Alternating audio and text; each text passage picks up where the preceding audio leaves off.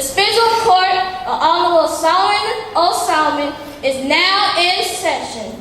All rise.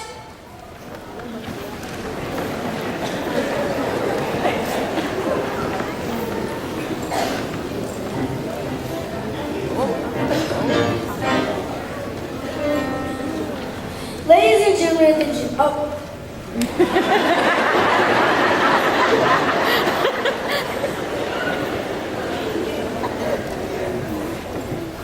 Ladies and gentlemen of the jury, this week we have heard testimony from the prosecution, led by Simon B. Skeptic, refuting the truth of Jesus' death and subsequent burial and resurrection found in Mark chapter 15, based largely on the testimony of Dr. Hugh Schoenfeld.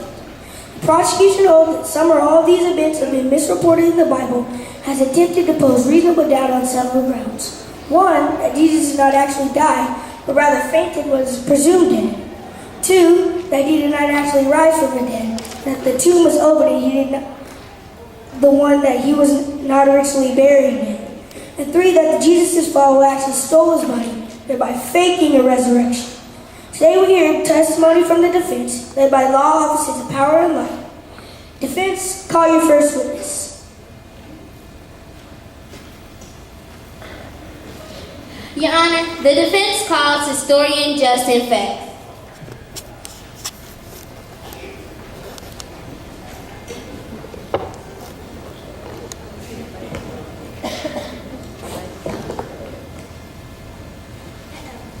Do you swear to tell the truth, the whole truth? Do you swear to tell the whole truth?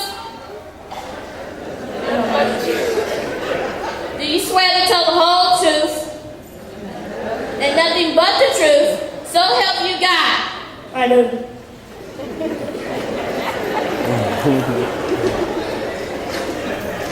Mr. Facts, based on documented history, describe for us the procedures involved in a Roman execution. First, the prisoner is beaten with a flagel, which essentially rips the prisoner to shreds. Objection, Your Honor. Calls for speculation. Your Honor, this is a well-documented history of the Roman Empire. Overruled. Mr. Skeptic, I presume you're familiar with the subject of history? Please continue, Mr. Facts.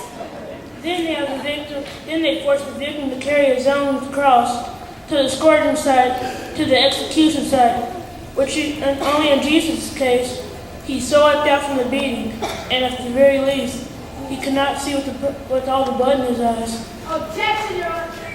Objection, Your Honor. The witness is being gross. Overruled. Executions usually are, Mr. Skeptic.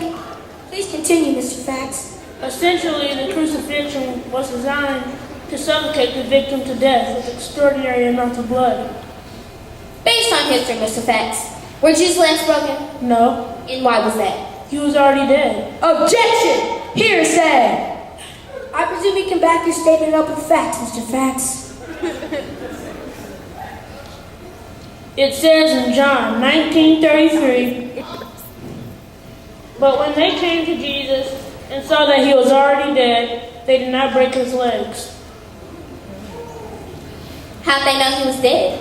Well, as executioners, they pretty much knew death when they saw it. Who else was there? A man testifies that he saw the death of Jesus, and you know his testimony is true. And he testifies so that you also believe. That's the same verse, that's verse 35 from the same book written by John. Were there any others? There was Joseph. Among the witnesses you listed, who would have anything to gain by reporting Jesus dead when he really wasn't? No.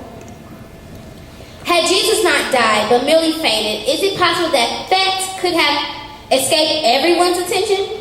No. In addition to the inevitable suffocation, gangrene from the inflamed wounds, and tetanus from the spikes, and having a spear stuck in your side could be fatal in itself. That's only done to make sure you're dead. Objection! Speculation? Withdrawn. In your expert opinion, could anyone survive a crucifixion? No, nobody. No. No further questions, Your Honor. Your witness. No questions, Your Honor. The witness may step down.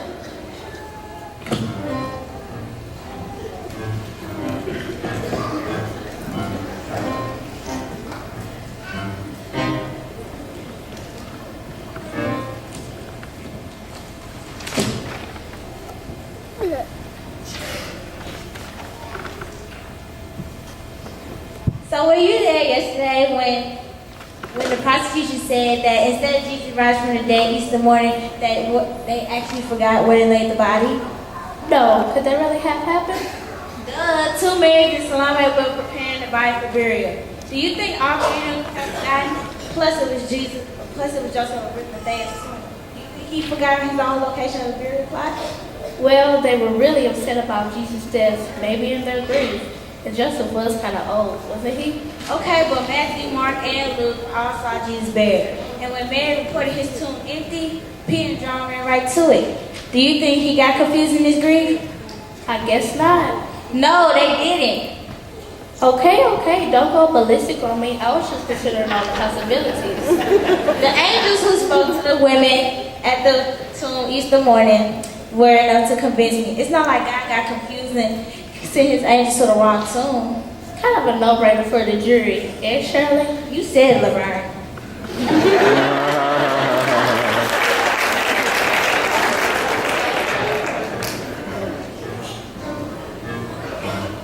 Defense, call your next witness. Honor, the defense calls Bob Mega Man to the stand.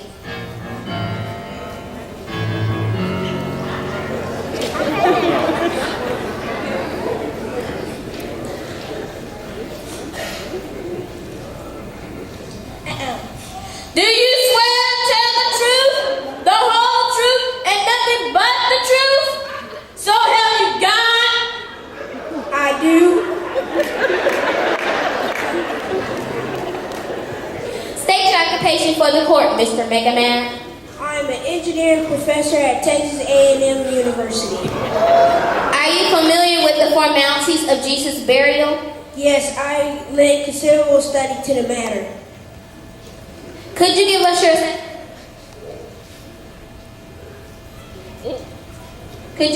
assessment?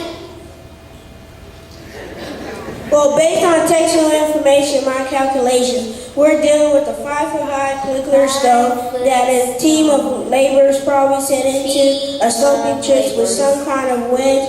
When Jesus was buried, the wedge was removed and gravity sealed the deal. Jesus was buried. Gravity sealed the deal. How much do you think that stone probably weighed?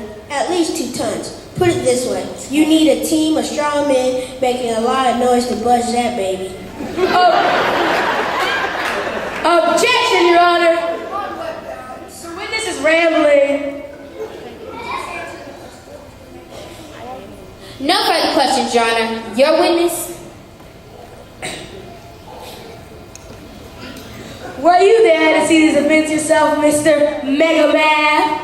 To weigh the stone, see how it was put in place? Duh, I would be a couple thousand years old, wouldn't I? Permission to approach the witness is being hostile, Your Honor. You're the only one who I can see is hostile, Mr. Skeptic. Please control yourself. Then, how do you think you know all these things? Using the laws of physics and recorded history, of course. You mean all you have is simple gravity in the Bible? Not just the Bible. There are quite a few historical and scientific resources that allow us to know when and how things were done centuries ago, for example. Whatever. I'm done with this witness. The witness may step down. Defense, call your next witness. The defense would now like to call Samantha Sade Pratt to the stand.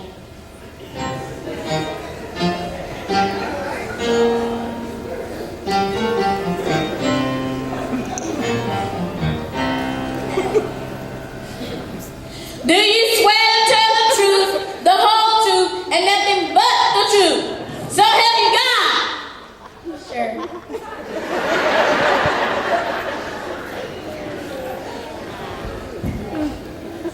My bottle, Mrs. Samantha Crack.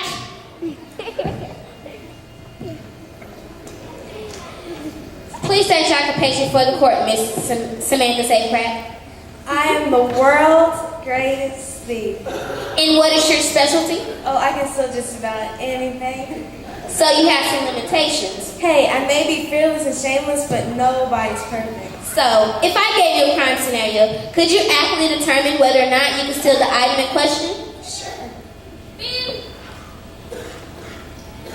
Being the world's expert, could you steal a body from a cave with a 2-ton, 5-foot stone wedged in front of it while detaching a fort of 16 Roman soldiers known for their abilities as dangerous fighting machines, armored to the teeth, and able to fend off an entire battalion, occupying a 36-yard area directly in front of that tomb around the clock, sleeping on their shifts? That's easy. No, no, no.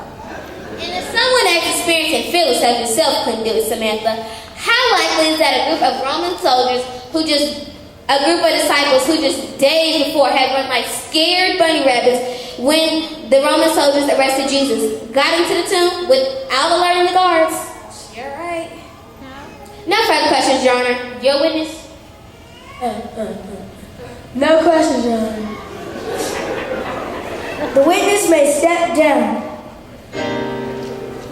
Your Honor, I rest my case. Court is adjourned until the jury has reached its decision.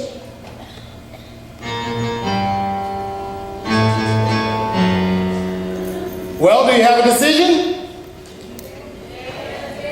All right, let's give it up for our actors, y'all.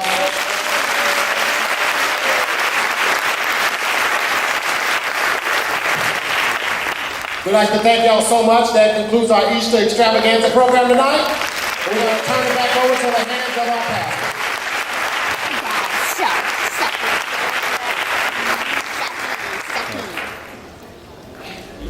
It'd be awesome.